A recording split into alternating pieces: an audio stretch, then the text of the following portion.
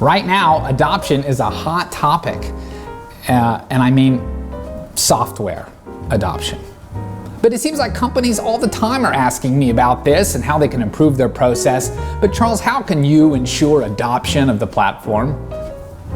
I can't. And neither can you, and neither can the software on its own.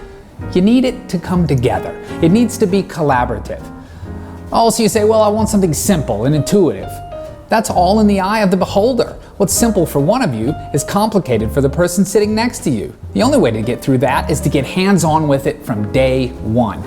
Yeah, I know the rhythm of most implementation engagements is discovery at the beginning and then kind of iterate over time.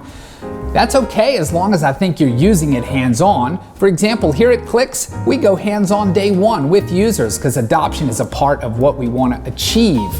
It's not just accuracy of forecasting, understanding sales pipeline, improving customer service. None of that matters if users aren't using it.